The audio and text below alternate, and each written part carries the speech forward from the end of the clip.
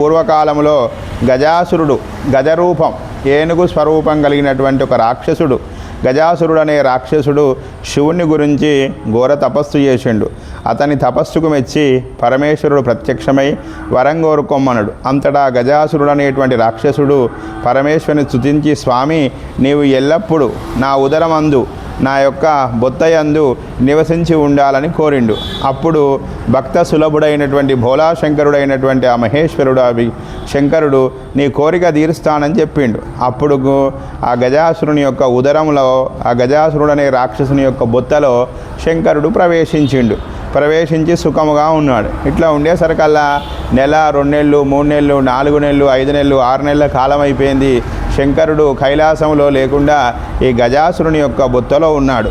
ఉండేసరికల్లా అప్పుడు పార్వతీదేవి నా భర్త ఎక్కడ ఉన్నాడు నా భర్త లేడని చెప్పి జాడ తెలియక ఆమె తిరుగుతున్నది. అన్ని లోకాలు తిరుక్కుంటూ ఉండేసరికల్లా అప్పుడు గజాసురుని గర్భమునందు ఉన్నాడని చెప్పి విష్ణుమూర్తి ప్రార్థించింది. విష్ణుమూర్తి దగ్గరికి అడిగింది, అమ్మ మరి నా భర్త ఎక్కడ ఉన్నాడని సరికల్లా ఆయన ఉండి దివ్య దృష్టితో చూసి, అమ్మ నీ యొక్క భర్త గజాసురుడు అనేటువంటి రాక్షసుని కడుపులో గజరూపం కలిగినటువంటి రాక్షసుని యొక్క కడుపులో ఉన్నాడని చెప్పిండు. అప్పుడు పూర్వము భస్మాసురుడనే అంతకుముందు వారి తాతగారు భస్మాసురుడనే రాక్షసుడు ఉండేది. ఆ భస్మాసురుడనే రాక్షసుడు కూడా బాగా తపస్సు చేసిండు.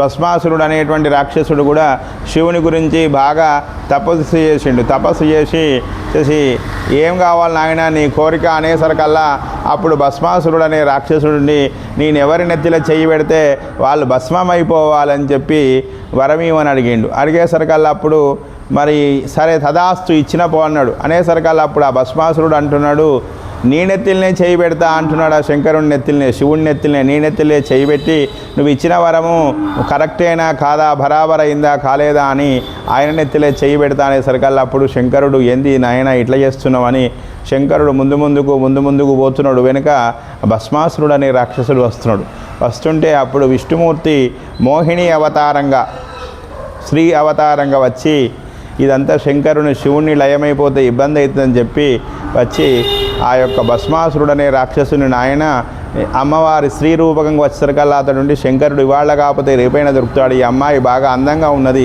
ఇవన్నీ వివాహం చేసుకుంటా అన్నాడు. అనేసరికల్లా అప్పుడు ఆ విష్ణుమూర్తి ఆ భస్మాసురుడని రాక్షసుని నది దగ్గర తీసుకుపోయి ఆ నదిలో నువ్వు మంచిగా స్నానం చెయ్యి, నువ్వు ఇంతకాలం జపం చేసుకుంటూ ఉన్నావు, కథ 10 సంవత్సరాల నుంచి నువ్వు జపం చేసుకుంటూ తపోదీక్షలో ఉన్నావు, శివుడు నీ కోరిక ఇచ్చిండు కదా, నీ యొక్క భస్మం నువ్వు ఎవరినెత్తిలో చేయబెడితే వాళ్ళు భస్మం అవుతామని చెప్పిండు కదా, ఇప్పుడు నీకేమి కాదుగా, నువ్వు చక్కగా ఈ గంగలో స్నానం చెయ్యి, స్నానం చేసినట్లయితే నేను నిన్ను పెళ్లి చేసుకుంటా అన్నది.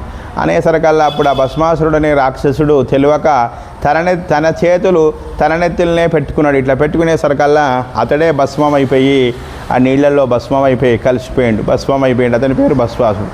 ఆ భస్వాసురుడు అనేటువంటి రాక్షసుని యొక్క మనమడే గజాసురుడు అంటే గజం, ఏనుగు యొక్క ముఖము కలిగినటువంటి వాడు గజాసురుడు అని అతని పేరు. గజం అంటే ఏనుగు, అసురుడు అంటే రాక్షసుడు. అలాంటి ఆ గజాసురుడు చక్కగా మళ్ళీ తపస్సు చేసేసరికల్లా శివుడు ప్రత్యక్షమయ్యి నా కడుపులో నా ఉదరంలో ఉండాలంటే సరే అన్నాడు. అని ఇట్లా 5-6 నెలలుగా ఉండేసరికల్లా అప్పుడు పార్వతీదేవి మళ్ళీ అప్పుడేమో భస్మాసురుడి నుంచి కూడా నా భర్తను కాపాడినవు, ఇప్పుడు ఈ గజాసురుడు అనే రాక్షసుడు మళ్ళీ వెంబడిస్తున్నాడు, నా భర్తను కడుపులో పెట్టుకున్నాడు, అతడేమో బోలాశంకరుడు వరమిచ్చి అమాంతమై అతని కడుపులో కూర్చున్నాడు. ఇక్కడ కైలాసంలో పరిపాలించే వాళ్ళు లేరు, శివుని భజన లేదు, శంకరుడే లేకపోయేసరికల్లా అంతా నిర్మానుష్యమైపోయింది అనేసరికల్లా అప్పుడు ఆ యొక్క విష్ణుమూర్తి, బ్రహ్మదేవుడు, పార్వతీదేవి ముగ్గురు కలిసి అతన్ని ఆ యొక్క గజాసురుడు అనే రాక్షసుని దగ్గరికి గంగిరెద్దుల మాదిరిగా, విష్ణుమూర్తి ఏమో గంగిరెద్దిని వాయించేటువంటి మాదిరిగా ఆ యొక్క శివుని వాహనమైనటువంటి నందీశ్వరుడేమో ఆ గంగిరెద్దు మాదిరిగా, బ్రహ్మదేవుడేమో అతని వెంబడి ఆడించేవానిగా ఈ పార్వతీదేవి వెంబడి ఈ నలుగురు కలిసిపోయి ఆ గంగిరెద్దును బాగా ఆటాడించింది ఆ రాక్షసుని ముందర, ఆ గజాసురుడు అనే రాక్షసుని ముందర బాగా వినోదం చేసేసరికల్లా అప్పుడు ఆ రాక్షసుడు సంతోషపడ్డాడు. మీకేం కావాలంటే అది ఇస్తా అన్నాడు. అన్నాక మేము ఇప్పుడు ఏం అడిగాము నిన్ను, మా సంతోషం నీకు సంతోషమైన తర్వాతనే మాకు ఇవ్వండి అనేసరికల్లా అప్పుడు ఆ గజాసురుడు అనే రాక్షసుని వీళ్ళు బాగా సంతోషపెట్టి వాళ్ళ వినోదాలు చేసి ఆ గంగిరెద్దు ఇటు అటు వంగి దునికి అన్ని రకాల వినోదాలు చేసరికల్లా అప్పుడు ఆ గజాసురుడు సంతోషపడ్డాడు. ఏం కావాలనే సరికల్లా వచ్చింది విష్ణుమూర్తి అని చెప్పి అక్కడ ఉండబడే వాళ్ళు చెప్తున్నారు. సరే విష్ణుమూర్తి మహా గొప్పవాడు కదా వచ్చిండు అనుకొని అతడుండి ఏం కావాలంటే నీ కడుపులో ఉండబడే శివుడు మాకు కావాలన్నారు. అనేసరికల్లా మరి శివుడు బయటికి పోతే మళ్ళీ లోపలికి వచ్చినప్పుడు శివుడు ఉన్నాడు కాబట్టి ప్రాణం ఉన్నది, ఇప్పుడు అతడు పోతే నా ప్రాణం పోతుంది అతడు బయటికి పోతే అనేసరికల్లా అప్పుడు వాళ్ళుండి నాయన నువ్వు నీ ప్రాణం పోయినా నీ యొక్క తలను మేము మంచి పుణ్యాత్మునికి పెడతాం, నీ తలను నీ చర్మాన్ని నేనే కట్టుకుంటా అని అప్పుడు ఆ శంకరుడు వరం ఇచ్చిండట. ఇచ్చేసరికల్లా వీళ్ళ అమాంతం మళ్ళీ ఆ నందీశ్వరుడు ఇట్లా ఉదరాన్ని ఇట్లా పొడిచేసరికల్లా ఆ నందీశ్వరుడు మధ్యం నుంచి లోపటి నుంచి శంకరుడు శివశివ శంభో హరహర మహాదేవ అని శంకరుడు బయటికి వచ్చిండు. లింగస్వరూపంగా బయటికి వచ్చి మానవ రూపం అయిపోయిండు. అయ్యేసరికల్లా అప్పుడు ఆ శంకరుడిగా బయటికి వచ్చేసరికల్లా అందరూ సంతోషపడుతున్నారు. ఆ గజాసురుడు అనేటువంటి రాక్షసుడు అప్పుడు సంహారం అయిపోయిండు, చనిపోయిండు. అతని తలను ఏం చేసిందంటే అందరూ మానవులు చనిపోయినా ఎవరైనా పోతే దక్షిణం తల పెడదాం కానీ అతని ఉత్తరం తలబెట్టి ఆ గజాసురుడు అనే రాక్షసుని అక్కడ పెట్టిండు. అతని తలను భద్రపరిచిండు. అతని చర్మాన్నంతా కూడా శంకరుడు నేను గంగలోకి పోయి పిండుకొని వస్త్రాన్ని కట్టుకొని అతని చర్మాన్ని కట్టుకొని వస్తా. అతని చర్మం అంతా కూడా రాక్షసుడు కాబట్టి పులి చర్మం మాదిరిగా ఉన్నది. ఆ చర్మాన్ని ధరించి స్నానం చేసి కైలాసానికి వస్తా, నువ్వు పోయి కైలాసంలో దీపాలు వెలిగించు, నేను వస్తున్నా అని చెప్పి తన భార్యకు చెప్పిండు. ఈ ప్రకారంగా గజాసురుడు అనేటువంటి రాక్షసుని దగ్గర నుంచి శివుడు బయటికి వచ్చిండు. కైలాసమున పార్వతీదేవి నా భర్త వస్తున్నాడు అని చెప్పి దేవాదులందరికీ చెప్పింది. మంచిగా శుభ్రంగా స్నానం చేస్తామని గట్టుపిండి నలుగుపిండిని దగ్గర పెట్టుకొని స్నానం చేద్దామనుకుంటున్నది. అప్పటి వరకు ఆమెకి ఇంకా పిల్లలు కాలేదు పార్వతీదేవికి. కాకపోయేసరికల్లా ఎలా అటు ఇటు చూసి ఆ పిండినంతా ఇలా పిసికేసరికల్లా ఆ పిండే మానవ స్వరూపంగా అయిపోయింది. దానికి తల కాళ్ళు చేతులు వచ్చినాయి. వచ్చేసరికల్లా ఆమె శంకరుని యొక్క భార్య పార్వతీదేవి కాబట్టి తన ప్రాణశక్తితోటి అతనికి ప్రాణమంత్రాన్ని ఉపదేశం చేసి మంత్రం చదివి ఆ శివుని యొక్క మంత్రాన్ని చదివి అతని లోపట బాలుని లోపట ఆ పిండితో చేసిన బొమ్మ లోపట నీళ్లు ఉదకాన్ని పోసింది. పోసరికల్లా ఓం నమ శివాయ నీళ్లు పోసరికల్లా ఆ దివ్య శక్తితోటి ఆ పంచాక్షరి బలంతో పిల్లవాడు ఉద్భవించిండు. అమ్మ అంటున్నాడు ఆ పిల్లవాడు. ఆ పిండితో చేసినటువంటి బొమ్మే పిల్లవాడు అమ్మ అని పలకరిస్తున్నాడు. అమ్మ అనేసరికల్లా ఆ తల్లికి బాగా సంతోషమైంది.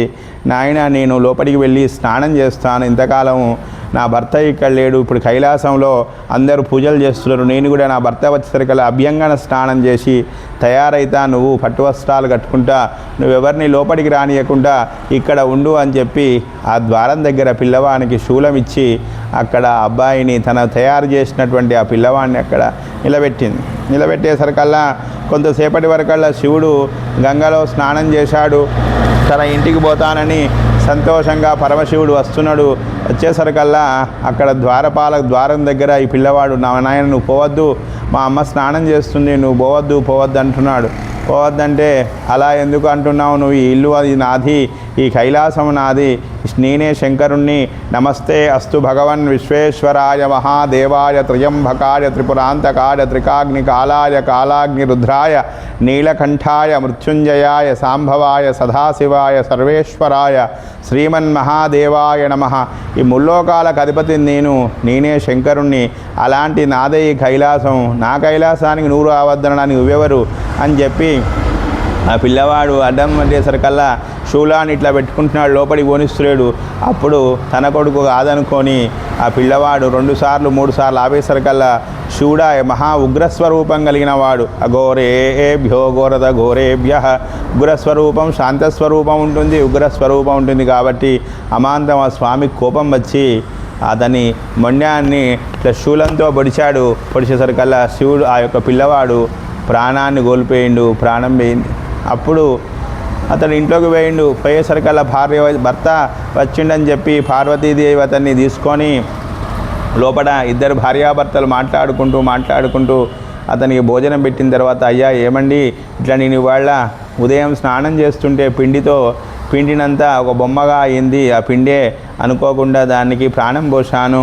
ప్రాణం పోసేసరికల్లా అప్పుడు ఆ పిల్లవాడు అమ్మ అన్నాడు. అతనికి ప్రాణమంత్రాన్ని ఉపదేశం చేసిన పంచాక్షరి మంత్రాన్ని, మీ మంత్రాన్ని ఓం నమ శివాయ అనే మంత్రం చదివి నీళ్లు పోయేసరికల్లా ఆ పిల్లవాడు లేచిండు అనేసరికల్లా అప్పుడు శివుడు, ఏమమ్మా నాకు చెప్పకపోతివి, అతడు మన కొడుకు కాదనుకొని నేను ఆ పిల్లవాడిని సంహరించిన, అతడు ఇంట్లోకి వస్తుంటే వద్దన్నాడు అనేసరికల్లా నేను ఆ పిల్లవాడిని సంహరించిన అనేసరికల్లా అప్పుడు అవి ఏమండి ఇట్లా చేసిండు, మనకి ఇప్పటికీ సంతానం కాలేదు, అట్లా ఎందుకు చేసిండు అనేసరికల్లా అప్పుడు దేవతలందరినీ పిలిపించిండు. విష్ణుమూర్తి, బ్రహ్మ, మిగతా దేవతలందరూ, ఋషీశ్వరులంతా పిలిపించి పిల్లవానికి ప్రాణం ఎట్లా రావాలనేసరికల్లా ఇక పోయిన ప్రాణం రాదు కానీ అతనికి తల, ఇంతకుముందు మీరు గజాసురుడు అనే రాక్షసుని అక్కడ మీ ఉదరం నుంచి బయటికి వచ్చినప్పుడు ఆ గజాసురుడు అనే రాక్షసుడు చంపివేసిండు కదా, అతని తలను ఉత్తరంలో భద్రపరిచిండు, అతడు ఆ తలను ఎవరికైనా పెట్టుకున్నాడు కదా అని చెప్పేసరికల్లా అప్పుడు మళ్ళీ వీళ్ళంతా ఆలోచించి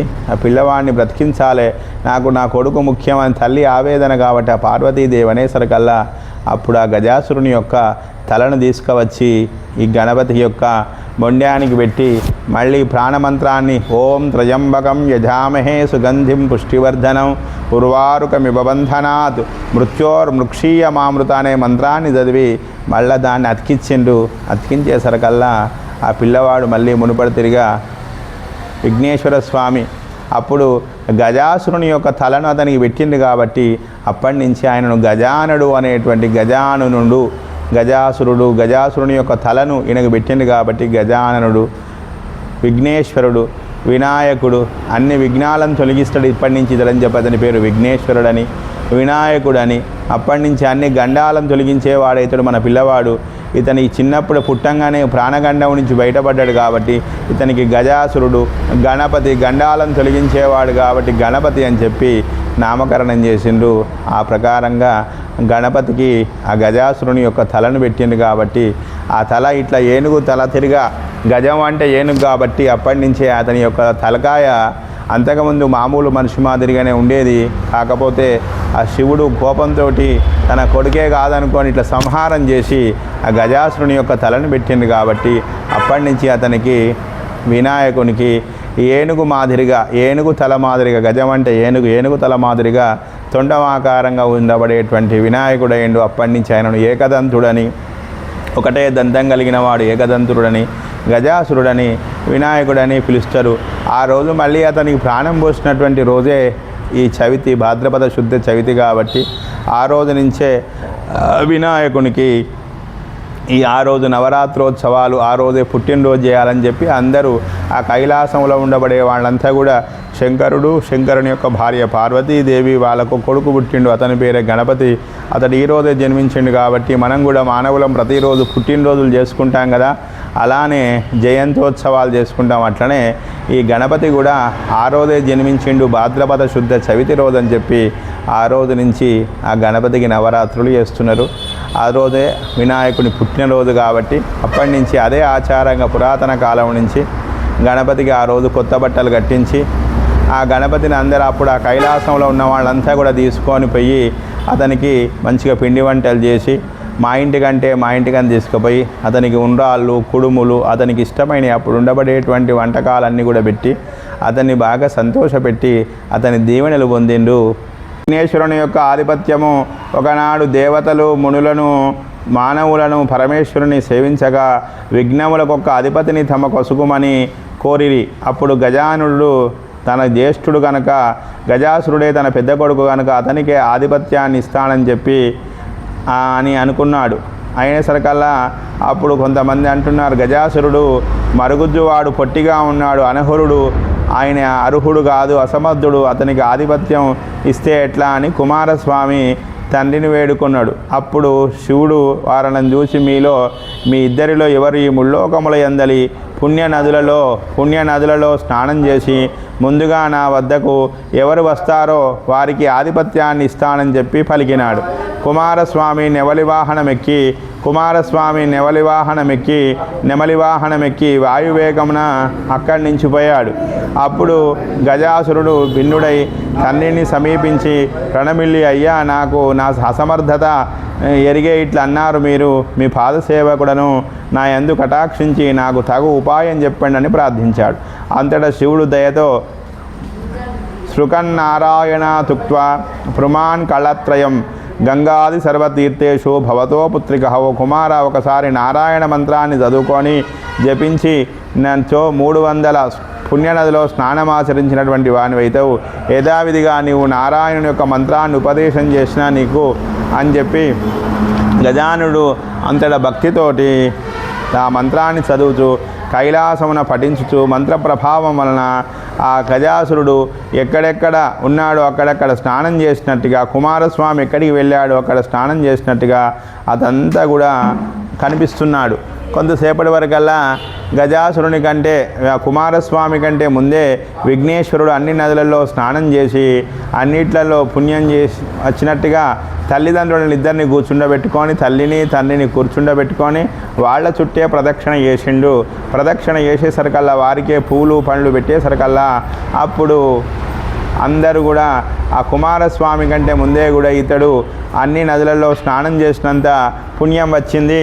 పుణ్యం వచ్చేసరికల్లా అప్పుడు వినాయకునికే నువ్వు చిన్న కొడుకు కంటే ముందు ఇద్దరు నువ్వే ఉన్నావు, నువ్వే మంచి పుణ్యాత్ముని, నువ్వే అన్ని ఇద్దరికంటే నువ్వు చిన్నగా ఓపికతో ఉన్నావు, నీకే ఆధిపత్యాన్ని ఇస్తానని చెప్పి అప్పుడు విఘ్నేశ్వర స్వామికే ఆ దేవతలంతా కలిసి, తల్లిదండ్రులు శివుడు పార్వతీదేవి అందరూ కలిసి అతనికి ఆధిపత్యం ఇచ్చారు. అప్పుడు ఆ సర్వదేశస్థులు అందరూ కూడా విఘ్నేశ్వరునికి ఆధిపత్యం ఇచ్చేసరికల్లా ఆ విఘ్నేశ్వరుడు తన యొక్క చేతి అందలి బలవంతముగా చరణములు ఆకాశములు చూశాను. అప్పుడు అందరూ కూడా ప్రణమిల్లి ఆ సర్వ ప్రజలు కూడా అతనికి దండాలు పెట్టి అతన్ని ప్రార్థన చేసిండు. ఆ ప్రకారంగా విఘ్నేశ్వర స్వామికి ఆధిపత్యం వచ్చింది.